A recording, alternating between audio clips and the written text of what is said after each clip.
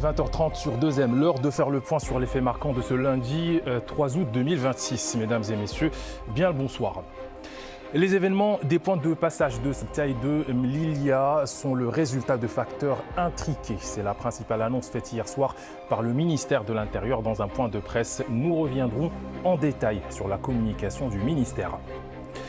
Un focus également dans cette édition sur le rôle des forces armées royales au sein du dispositif national de lutte contre les incendies de forêt. Leurs moyens aériens sont au premier rang, notamment une flotte composée de 8 avions bombardiers d'eau de type Canadair. Et enfin, début d'une semaine décisive en Coupe d'Afrique des Nations féminines de football. L'équipe nationale cherche à valider son ticket pour les quarts de finale tout à l'heure à partir de 21h. Ce sera contre le Sénégal. Tout de suite, les développements. En ouverture de ce journal, la réaction du ministère de l'Intérieur à la suite des événements survenus la semaine dernière au point de passage vers Sebta et Mlilia. Dans un point de presse organisé hier soir, le ministère explique que les 10 événements sont le résultat de l'interaction de plusieurs facteurs intriqués. On fait le point avec Jazia Al-Hammari. C'est dans une déclaration à la presse hier soir que le ministère de l'Intérieur a fait savoir qu'à la suite des récents événements dans les points de passage menant aux villes de Sebta et Mlilia, les données révèlent qu'ils sont dus au résultat de l'interaction de plusieurs facteurs intriqués, dont notamment l'instrumentalisation tendancieuse de l'espace numérique. Le porte-parole du ministère a également indiqué que les autorités publiques ont dès le départ mis en œuvre une approche proactive et globale, à même de permettre entre autres le contrôle de la situation et la protection des vies. Ainsi, selon les chiffres communiqués, près de 40 000 personnes ont pris part à ces tentatives de passage irrégulier à destination de Sebta et près de 1135 personnes à destination de Mlilia. Ce bilan repose sur des données statistiques et de terrain précises, contrairement à certains chiffres véhiculés qui ne reposent pas sur des données fiables ou des fondements objectifs.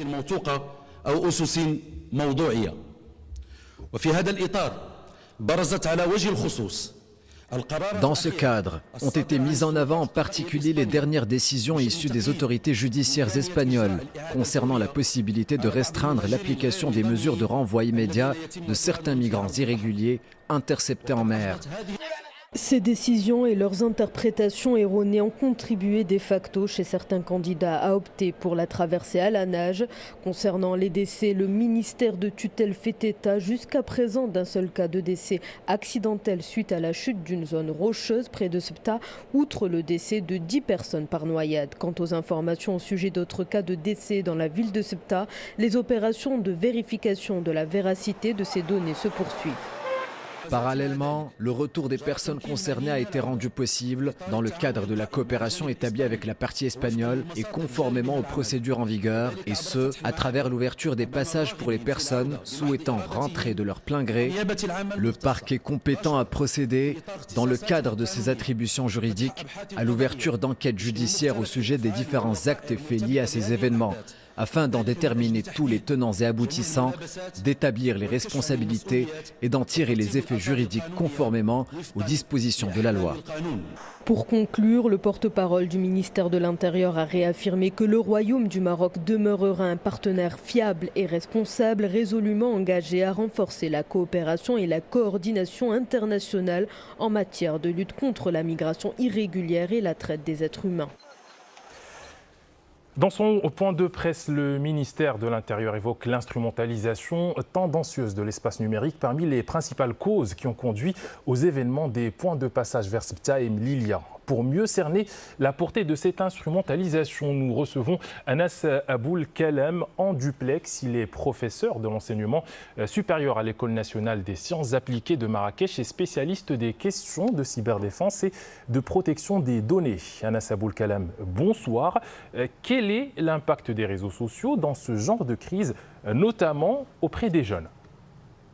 Bonsoir, ravi d'être avec vous. En fait, les réseaux sociaux ne sont plus de simples plateformes ou applications. Ils sont devenus aujourd'hui de puissants vecteurs d'influence qui façonnent les perceptions, les comportements, voire l'esprit public national et international. Et ceci est possible parce qu'il y a une facilité aujourd'hui, grâce au numérique, de créer une multiplication de comptes, notamment de manière automatisée à travers des bots. Ces comptes sont difficilement traçables, voire fermés juste après utilisation et qui servent à véhiculer un message simultanément par une multitude de comptes donnant l'illusion d'un consensus ou d'une information vérifiée.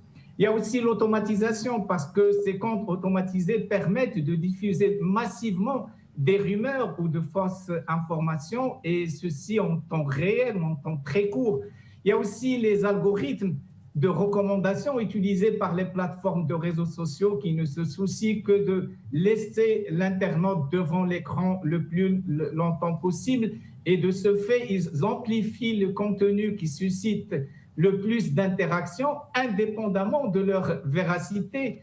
Une personne qui consulte quelques contenus liés par exemple à la migration clandestine sera rapidement exposée à un flux contenu de publications similaires, renforçant ainsi ses convictions, voire changeant son avis. Et puis il y a l'aspect viralité parce qu'une simple rumeur peut atteindre des centaines de milliers de personnes en quelques heures et provoquer des mouvements collectifs de grande ampleur. Aujourd'hui, il y a également l'utilisation de l'intelligence artificielle pour le deepfake, pour créer des faux vidéos, mélanger le vrai du faux, ce qui rend très difficile et ce qui peut façonner carrément l'esprit public des jeunes. Professeur, dans cette affaire, de nombreux comptes spécialisés dans l'encouragement, notamment de l'immigration clandestine, sont pointés du doigt. Y a-t-il un risque de les voir utiliser ou récupérer ces événements ? Oui, bien sûr. Alors, le danger, il réside dans le fait que le cyberespace est devenu un terrain d'action privilégié pour ces réseaux criminels. J'insiste sur criminels parce que les réseaux de migration clandestine utilisent les plateformes numériques pour recruter. Ils les utilisent pour manipuler et ils les utilisent pour coordonner leur activité, notamment à l'international. Et on sait qu'à l'international, le Maroc, il a des ennemis très proches, ces ennemis qui n'ont pas réussi à nous vaincre ni militairement, ni géopolitiquement. Et ce qui leur reste, c'est agir derrière des écrans, cachés derrière des écrans. Et ces réseaux de migration peuvent jouer par procuration à leur profil. Il y a aussi la désinformation qui est facilitée, comme j'ai dit tout à l'heure, par l'IA et qui peut conduire à des milliers de jeunes à prendre en quelques heures des décisions qui peuvent mettre en danger leur vie. Et puis, il y a les plateformes numériques qui permettent une mobilisation extrêmement rapide, rendant les phénomènes beaucoup plus difficiles à anticiper et beaucoup plus difficiles, bien évidemment, à maîtriser. Et il faut dire également que ces réseaux internationaux ou ces réseaux opèrent souvent à l'international, ce qui impose un renforcement de capacités cyber-investigation, une coopération internationale accrue, une collaboration plus étroite avec les plateformes numériques. Je dirais que la frontière à protéger aujourd'hui, à cause de ce danger cybernétique, n'est plus seulement terrestre ou maritime, elle est également numérique. La lutte contre ces phénomènes passe donc autant par la cybersécurité, la lutte contre la désinformation et le démantèlement de ces réseaux criminels en ligne que par des dispositifs traditionnels de contrôle de frontières, malheureusement. Anas Aboulkalam, merci d'avoir répondu à nos questions. Je rappelle que vous êtes professeur de l'enseignement supérieur à l'École nationale des sciences appliquées de Marrakech et spécialiste des questions de cyberdéfense et de protection des données. Nous continuons à analyser les événements de la semaine dernière avec un autre invité qui nous rejoint sur le plateau, cette fois-ci Abdeltaïf Koumat, analyste socio-économique et professeur universitaire. Bonsoir. Bonsoir. Monsieur, ou plutôt professeur, une récente décision du tribunal suprême espagnol a jugé illégal le refoulement immédiat des migrants arrivant à la nage. Quel impact peut avoir cette décision et peut-on parler d'un appel d'air ? Effectivement, l'impact il est essentiel, effectivement, parce que c'est vrai qu'il y avait en fait une décision de la justice espagnole, mais qui a été interprétée par les réseaux sociaux dans le sens en fait d'une facilité ou d'une aisance justement à accéder au territoire en fait de Ceuta sans qu'il y ait risque de refoulement. Et bien évidemment, cela explique en fait le fait que pratiquement les 40 000 personnes, ils sont passés par la voie maritime parce qu'il y a un contournement de 70 mètres, il faut le rappeler, donc qui n'est pas, je dirais, très fastidieux. Et pratiquement, les 40 000 sont passés par la voie de la nage. En fait, pour eux, le fait de venir par la mer, ça va les exempter en fait, du risque de refoulement. Et puis le deuxième constat, c'est pratiquement, il n'y avait pas justement de tentative via la forêt qui est voisine à la ville de Ceuta, qui est d'habitude la voie la plus fréquentée, la plus évidente pour justement cette immigration. Pour dire que de l'avis en fait, des experts d'une manière générale, mais également des autorités espagnoles, même le chef de gouvernement, le Premier ministre, il a déclaré que la raison principale, c'est justement cette décision de la justice et qui a été interprétée et qui a induit en erreur les milliers de personnes qui ont tenté justement cette aventure. Koumet, parlons à présent des efforts menés par le Royaume depuis plusieurs années face à l'immigration clandestine. Le Royaume a démontré à plusieurs reprises qu'il était un partenaire fiable. Quel regard y portez-vous ? En fait, le Maroc, tout d'abord, en fait, à l'occasion de ces circonstances, il a été en fait d'une prédisposition à collaborer positivement. D'ailleurs, il a récupéré les 40 000 personnes et puis il a fait en sorte qu'il n'y ait pas davantage de personnes, justement, devant cette situation. Et puis, par ailleurs, en fait, les chiffres, ils l'attestent. Le nombre d'immigration vers l'Espagne, notamment, parce qu'on parle de l'Espagne, de l'avis même de la Commission espagnole d'aide aux réfugiés, justement, ce flux a baissé pratiquement de 15% entre 2025 et 2024, mais également les derniers chiffres donnés par les autorités espagnoles comparant janvier 2025 jusqu'au mois de mai, et puis la même période en 2026, il y a eu pratiquement une baisse de 50%. Donc, pour dire que l'apport du Maroc dans le cadre de ce partenariat, il est là, il est attesté par des chiffres probant que le Maroc joue un rôle très très important dans la limitation de l'immigration. Cela également est attesté par l'Union européenne, notamment dans le cadre en fait, du dialogue méditerranéen européen, pour dire que le Maroc a été toujours reconnu comme un pays qui collabore dans l'intérêt tout d'abord, bien sûr, de ce partenariat, mais également sur une cause qui est une cause internationale aujourd'hui, c'est la préservation des droits des hommes, parce que l'immigration illicite, ce n'est pas dans l'intérêt ni des pays qui reçoivent ou ceux qui accueillent, mais également les citoyens, parce qu'ils le vivent dans des situations très difficiles avec des risques à éviter. Abdeltaïf Koumet, analyste socio-économique et professeur universitaire, merci d'avoir répondu à notre invitation. Merci à vous. Il va falloir être un peu plus patient par rapport à la hausse des températures. Un bulletin d'alerte météorologique de niveau de vigilance orange nous informe que les maximales continueront d'osciller entre 39 et 47 degrés dans plusieurs régions du Royaume. Il est question de plusieurs provinces du sud, mais aussi d'autres provinces de Souss Massa, Dra'ata Filalt, Marrakech Safi, Bnimla al-Khnefra, Casablanca Stat ou encore l'Oriental. Un temps chaud qui se prolonge jusqu'à mardi. Les forces armées royales jouent un rôle central au sein du dispositif national de lutte contre les incendies de forêt en mobilisant leurs moyens aériens. Au premier rang figure une flotte composée de 8 avions bombardiers d'eau de type Canadair relevant des forces Royal Air. Ces efforts s'inscrivent dans le cadre d'un plan national préventif de lutte contre les feux de forêt mis en œuvre en étroite coordination entre plusieurs intervenants. Reportage Oussama Oufrer, Youssef Lotfi et Lina Wafi.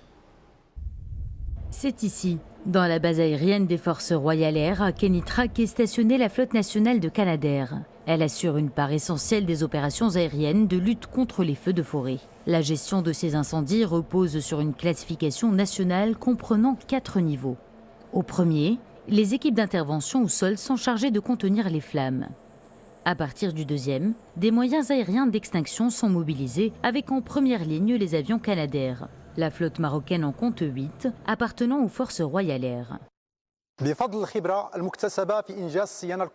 Grâce à l'expérience acquise dans la maintenance des avions Canadair, aujourd'hui la base aérienne de soutien général des forces Royal Air est en mesure de remettre les appareils en service dans un état pleinement opérationnel et satisfaisant, tout en respectant rigoureusement les normes les plus élevées en matière de navigabilité et de sécurité aérienne.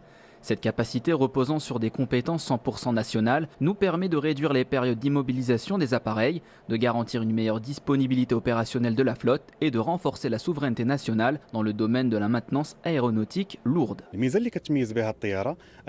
L'un des principaux atouts de cet avion est sa capacité à se poser sur la mer, un lac ou un plan d'eau et à se ravitailler directement, sans avoir besoin de retourner à l'aéroport. Cette opération ne prend que 12 secondes et permet de recueillir environ 6000 litres d'eau. L'appareil se dirige ensuite directement vers la zone de l'incendie où il largue la cargaison afin de contribuer à l'extinction des flammes et de limiter leur propagation. Conçu pour intervenir dans des conditions difficiles, cet avion peut également atteindre des zones montagneuses ou forestières, difficilement accessibles par d'autres moyens.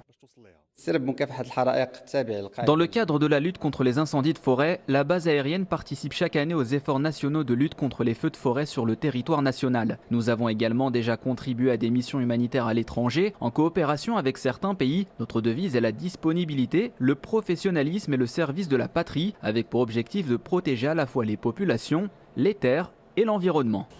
Le 3e niveau d'incendie permet de mobiliser les moyens de la gendarmerie royale, notamment 15 appareils de type Turbotrush, ainsi que 2 hélicoptères de lutte contre les incendies de type Super Puma. Le 4e niveau, quant à lui, permet, lorsque la situation l'exige, de solliciter une assistance internationale afin de protéger les vies humaines, les biens et le patrimoine forestier. Grâce à ce dispositif de préparation et d'anticipation, mais aussi à l'expertise des pilotes, à la coordination avec les équipes déployées sur le terrain et avec les autorités locales, chaque mission est menée avec le plus haut degré de précision et de professionnalisme.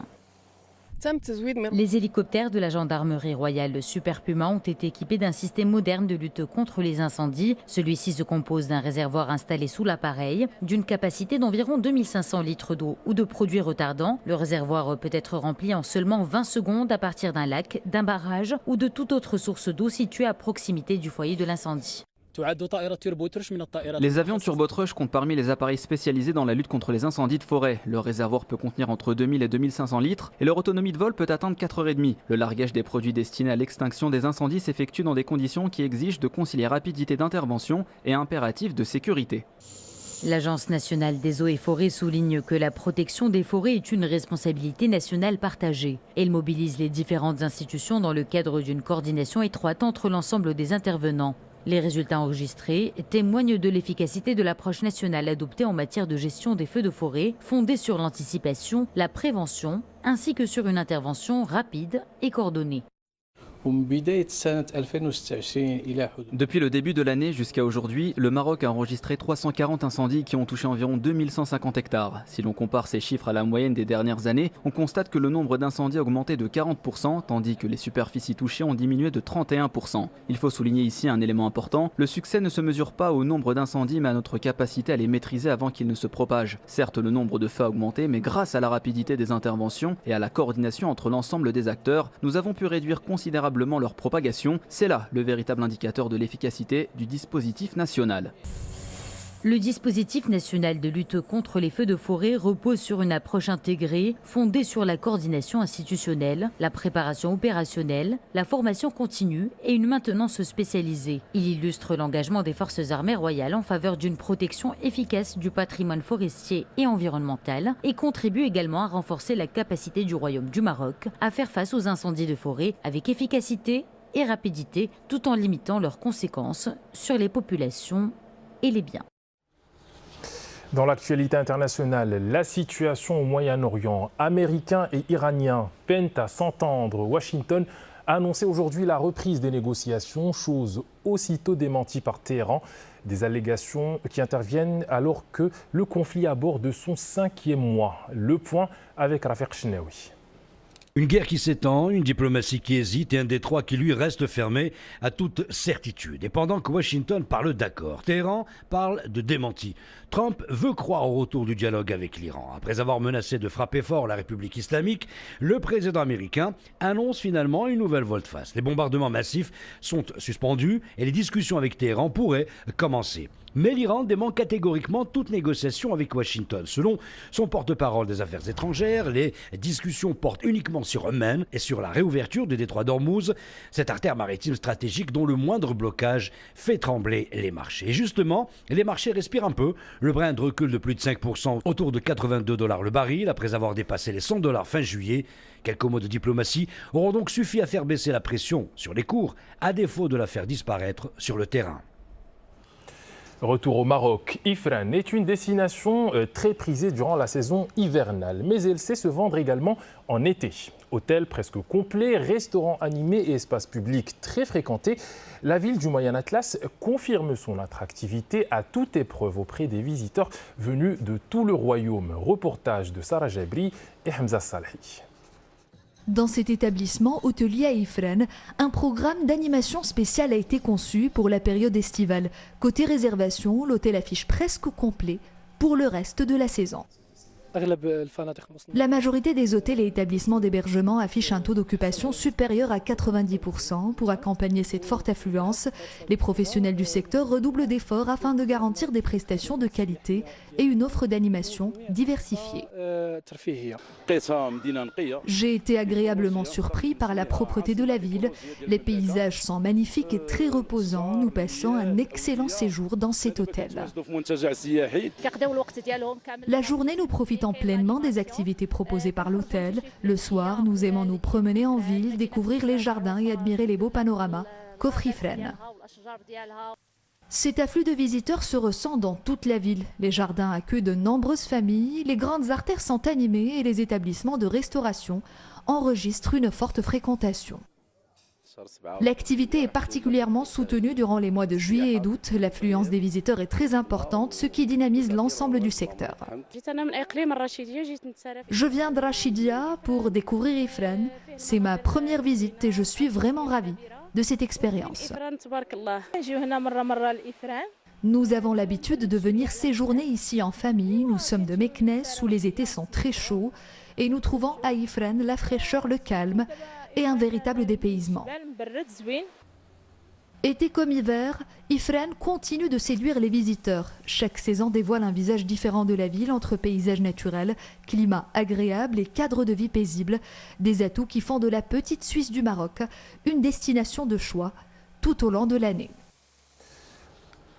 On reste à Ifrane. Sa nature et son climat sont loin d'être ses seuls atouts. La ville attire les foules chaque été grâce à son festival international annuel. Entre traditions ancestrales et nouvelles scènes artistiques, cette manifestation constitue un espace d'exception où cohabitent différentes sonorités du patrimoine musical national. De quoi fédérer un public nombreux et hétérogène. Retour à Sarah Jabri et Hamza Salhi. Elle s'apprête à monter sur scène pour faire vivre un héritage transmis de génération en génération. Originaire de Welmes, Sana est la première femme et la plus jeune chef d'orchestre à diriger une troupe d'Ahidous.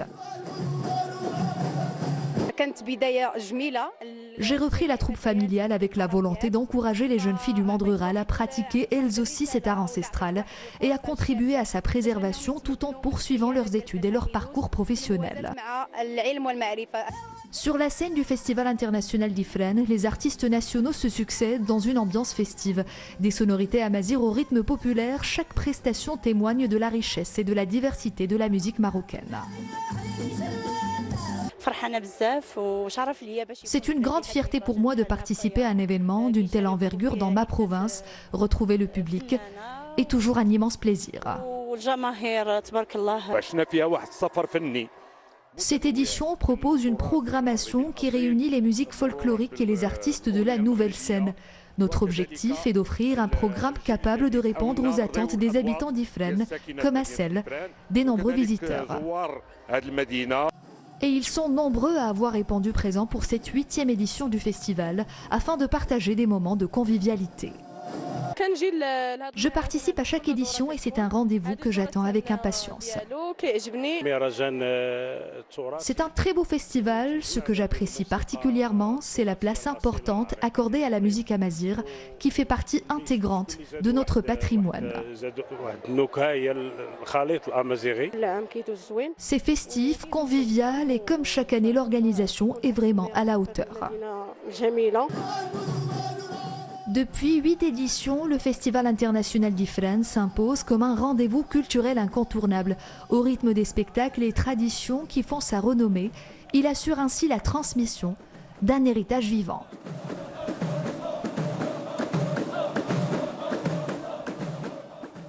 Du sport pour clore cette édition, les Lionnes de l'Atlas abordent un match clé dans la Coupe d'Afrique des Nations féminines de football. Dans quelques minutes, elles affrontent leurs homologues sénégalaises à Rabat pour une place en quart de finale dans un groupe où tout reste à jouer, que ce soit pour le Maroc, le Sénégal ou l'Algérie. Les impressions des supporters avant ce match décisif dans ce reportage de Abdallah Zelloufi et Oussama Rarami. À quelques minutes du coup d'envoi, les abords du stade Moulay El Hassan de Rabat se remplissent progressivement. Déjà venus en nombre lors de la précédente rencontre face à l'Algérie avec une affluence estimée à près de 20 000 spectateurs, les supporters ont de nouveau répondu présents ce soir pour soutenir les Lions de l'Atlas. Moi je pense qu'on va gagner 3-0 Inch'Allah et que les féminines vont gagner la CAN, Dima Maghreb. On est venu de Rennes pour voir le match aujourd'hui. On est très contents, comme ça pour voir tout le monde et je souhaite bonne chance. Petits et grands se mobilisent pour supporter l'équipe. Vêtus aux couleurs nationales, chants et encouragements résonnent déjà aux abords de l'enceinte. Il n'y avait pas beaucoup de place, mais on a quand même réussi à en trouver. Et j'aime bien le match. Et donc le pronostic, c'est qui va gagner? Pour moi, 1-0 pour le Maroc. Je suis venue soutenir le Maroc et j'espère qu'elles vont gagner. Le coup d'envoi sera donné dans quelques instants. En cas de victoire ou même de match nul, le Maroc validera officiellement sa qualification pour les quarts de finale de la CAN. Avant de nous quitter, un rappel de la principale information du jour. Les événements des points de passage de Ceuta et Melilla sont le résultat de facteurs intriqués. C'est la principale annonce faite par le ministère de l'Intérieur dans un point de presse organisé hier soir à Rabat. C'est ainsi que s'achève ce journal à 21h15. Vous retrouverez Zahra Eit Ihel pour le journal Al-Messaïa. Ce sera en langue arabe. Pour ma part, je vous retrouve demain dans un nouveau numéro d'Info Soir. Très bonne soirée en notre compagnie.